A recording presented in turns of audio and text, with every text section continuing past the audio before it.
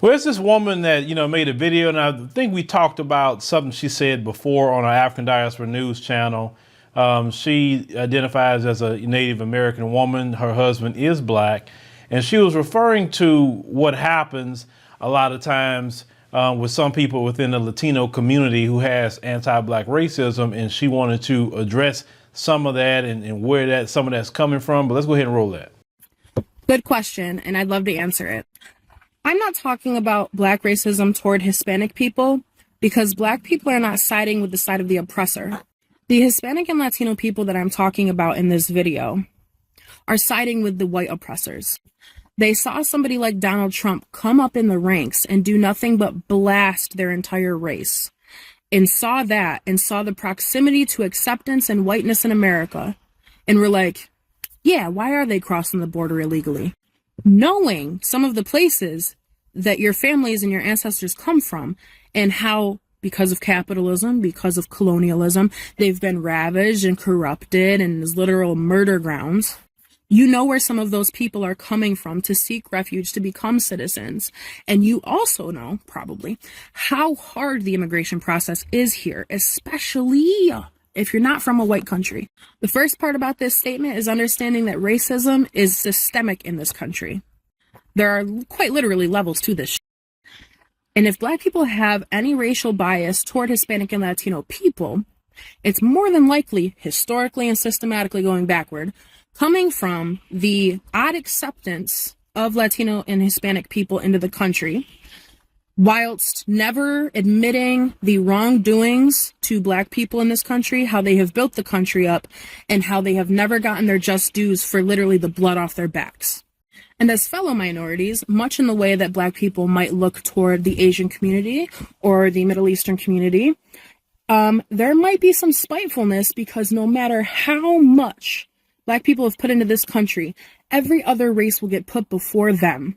And white people will use you guys as pawns against the black people to be like, well, they're doing fine. Well, they're doing okay. Look at them.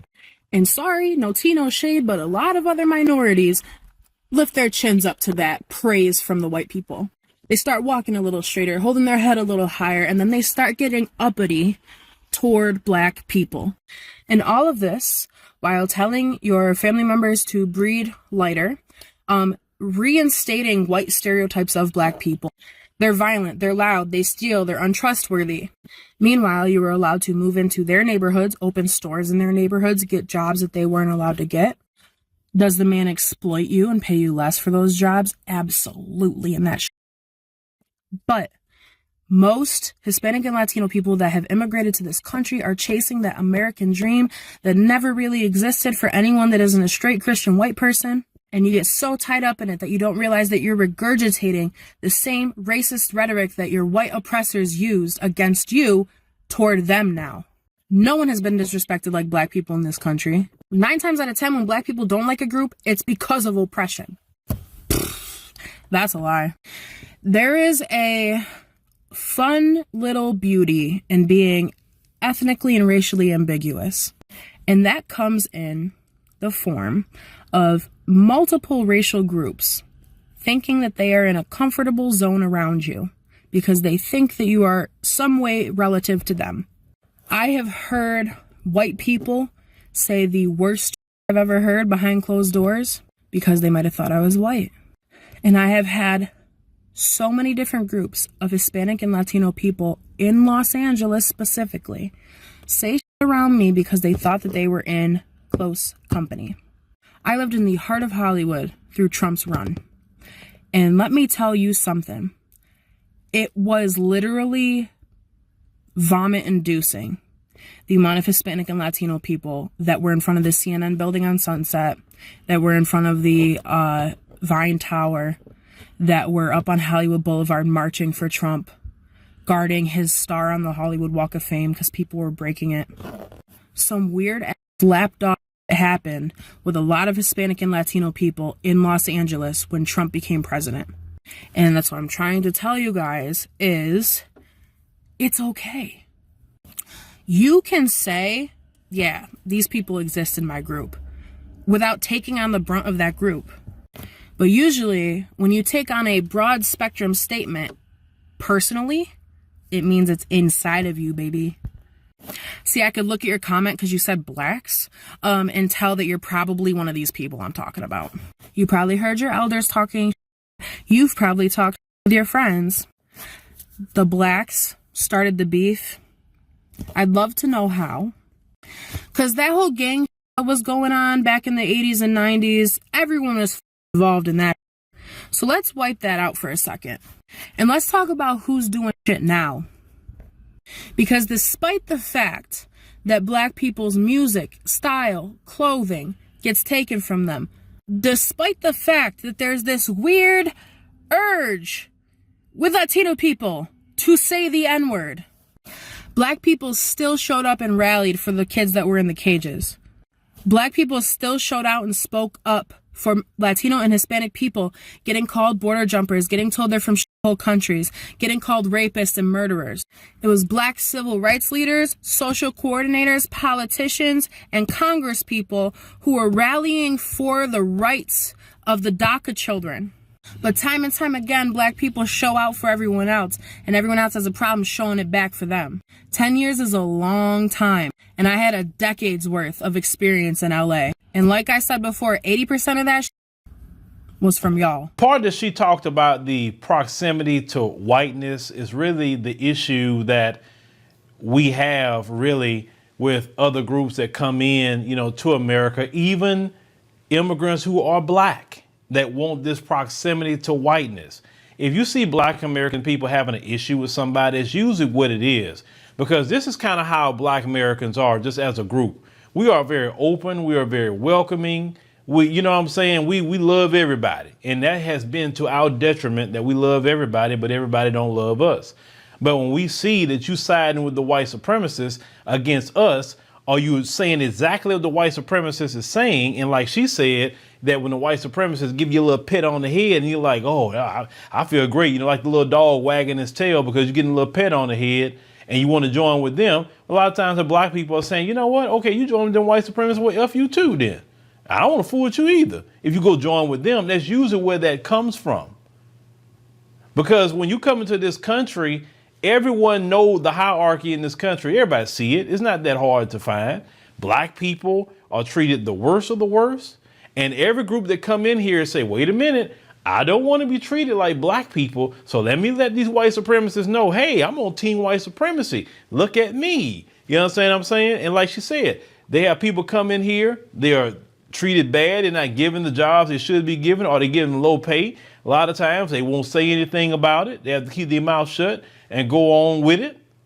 But when it's time to talk about black people, leave black people alone. And talking about, definitely what she mentioned, that she had lived in California in another video for about 10 years and the things they would say to her. But we know in California, they have that Majorando La Raza stuff. You know what I'm saying? Better in the race. Better the race to what? Even my wife even said that. We had that conversation. Say, what are we supposed to be better in the race to? I'm trying to figure that out. What? She said, I know good and well they're not talking about better in the race and going with the white folks. Why would we do? How is that better in the race? It doesn't make sense, but that's just a bunch of raccoons in their community. And my main thing is this, we don't need to be importing any anti-black racists. I'm a firm believer of that. I'm a firm believer. When they start repeating them talking points of the white supremacists, you could easily tell them, wait a minute, you got a whole country literally right there. That's your homeland. If you so much better, why in the world you not there? Why you not making that be great? You know what I'm saying? Why you coming over here talking about us? I will always say that, because you think that if the African continent was literally right there, that we couldn't do something with it if we wanted to go over there? We don't. The African continent isn't right across the pond now. It's not. It's way over there. And, we've been far removed from the African continent for about 500 years or so. So, we've been here that long. We built up America. We innovated America. So we are our own ethnic group now. We so far removed. It's no particular, I love going to the African continent, but there's no country that has say, hey, let's, make y'all citizens. Let's make y'all, that hasn't happened yet. Until that happened, then we'll have that conversation. But as of now, Black America, they built up this place. This is, home no matter where you go. You are Black American. I know that everywhere I go, and we get the respect for that, when we go different places as well. So, and shout out to, Black America. But one thing that we should not tolerate is we're not tolerating it from the white supremacists. We're not tolerating this from nobody else either. Period. The only time Black folks have an issue with you is when they see you siding with the white supremacists. Then they take an issue with you. But my thing is the anti-Black racism that can come from some people in the Latino community is that every time Black people get something, you want to, oh, yeah, black and brown. But really, you don't want to know black and brown until Black people start talking about, we delineating from everybody. We don't want nothing to do with nobody. We're going to just think about ourselves. There's no coalition with nobody. Then everybody cries foul. And I have been noticing that everybody crying foul. It's not just, some people think that it's, some of the brothers and sisters from, different, Black countries saying that. No, it's also others too that's crying foul. They're saying, wait a minute, we just going to back off. It's not no black and brown anything. You do you. We going to do us. And that's it. Because every time that we try to reach out to everybody don't want to be a part of us. We watch you literally join the white supremacists. Don't even talk about California. Even in California prisons, they've talked about that many, many times, how they will join with the white supremacists to fight Black folk. There's no such thing as no black and brown anything. But not because Black people didn't want it, because some Black people still own that. Okay? And yet you cannot, just like y'all talk about today, Pan-Africanism can't be one-sided. Well, Black and brown can't be one-sided either. I'll be honest with you, Black and brown has been more one-sided than Pan-Africanism has been. Just if y'all want to have that conversation, let's get in that conversation. We as Black Americans should not allow no other group to be latching on to us every time we got something going on. Everybody want to latch on to what we got going on, but then don't work with us, don't like us. We talking about the collective. We're not talking about everybody, individuals, because there's individuals that don't feel that way. But we talking about when we look at the collective of a lot of groups, the collective don't rock with us like that. And we haven't done nothing to nobody. What do we do to get those treatments? I keep saying that. We did not take nobody's land. We didn't take nobody's resources. How is it that you don't like Black Americans, those who feel that way, of course? How is it you don't like Black Americans when we didn't take all these states that's in the southern part of the southwest part of the United States from you? We didn't, bleed your land full of resources and leaving it destitute. We didn't do any of these things to you as Black Americans. But the people that done these things to you, just because they're giving you a job, you love them. I don't understand that. I mean, common sense would say, I can't stand people that took from my people. I can't stand people that, violated my people, misused my people. Why would I love the people that did that to me? That's what doesn't make sense for none of y'all. Just because they giving you a job, really? You betray your own people because them folks gave you a job or they let you come to the United States. That's what you betray your people for. And then to side with them, you're going to be against us. And this is why a lot of times brothers and sisters say, yeah, I'm good. We good. We are so good right now. We're going to go ahead on and make sure to celebrate our ethnic group. We're going to make sure to honor our heroes and do the things that we need to do, because every time that we try to be kumbaya, everybody had our arms open. Everybody spit in our face, slapped us in the face and moved on. Do some individuals, speak up? Sure they do.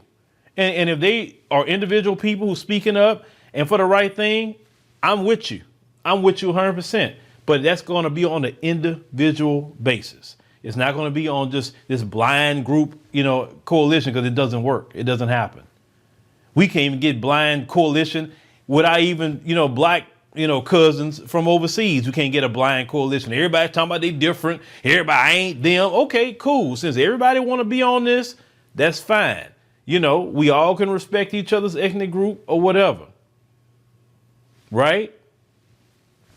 But we ain't done nothing to nobody. We haven't done nothing to nobody to deserve that kind of treatment. But y'all let me know what y'all think about this, what this woman is saying, because we haven't done nothing but reached out. We fought for everybody. Everybody we fought for. And this is the thanks that we get. So when we say that nah, we good, you do you, we do us, we are justified in that particular response.